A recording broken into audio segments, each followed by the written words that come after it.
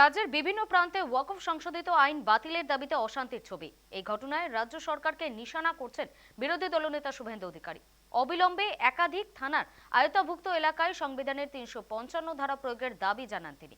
যদিও শুভেন্দুকে পাল্টা তোপ দাগতে ছাড়েননি রাজ্যের মন্ত্রী ফিরহাদ হাকিম। আন্দোলন তো এটাকে বলা যাবে না, এটাকে হুলিগানিজম বলা যাবে। এবং পুলিশ মন্ত্রী বা মুখ্যমন্ত্রী তার যে দুর্বলতা ভোট ব্যাংকের জন্য এবং রিলেটেড অ্যাটিটিউডের জন্য এই রাজ্য কার্যত বাংলাদেশের উদাহরণ অনেকে দেন, কিন্তু আমি বলি বাংলাদেশের থেকেও ওয়ার্স সিচুয়েশন অবস্থা আজকে এই জায়গায় গেছে।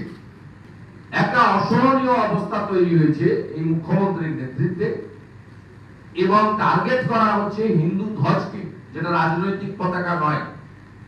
টার্গেট করা হচ্ছে হিন্দু মন্দিরকে, টার্গেট করা হচ্ছে পোশাকে এবং দেহে হিন্দুর পরিচয় থাকে।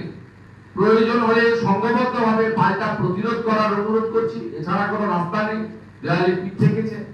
It's a big case for 55 অবিলম্বে সুতি, জঙ্গিপুর, শামশেরগঞ্জ, ধুলিয়ান এই থানাগুলোতে 355 করে দেওয়া উচিত। যেহেতু এটা সাম্প্রদায়িক সম্প্রীতির মাটি, এখানে ধড়াম করে পুলিশ কারোর উপর গুলি চালায় না, বুলডোজার রাজ হয় না, তাই এখানে লাফালাফি বেশি এবং বিজেপির উস্কানিতেই লাফালাফি হচ্ছে। যারা মির্জাফর তখনও ছিল, এখনও আছে, যারা উস্কানি দিচ্ছেন, যারা এসব উস্কানি করছেন, তারা বিজেপির হাত শক্ত করছে।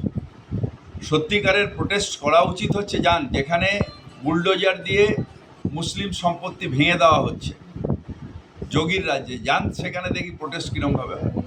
এখানে প্রোটেস্ট করে কী হবে? এখানে তো সাম্প্রদায়িক সম্প্রীতি আছে, সবাই মিলে আমরা একসাথে ভালোভাবে থাকি। এখানে কারোর ক্ষতি করে কী লাভ আছে?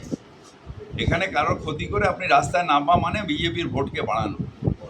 যাদের মারছেন, যাদের দোকান ভাঙা হচ্ছে, বা এখন দুই সম্প্রদায়ই করছে, তো সবাইকেই বলবো, ওদেরও বলবো, এদেরও বলবো যে গুন্ডামি রাস্তায় নেমে করবেন না।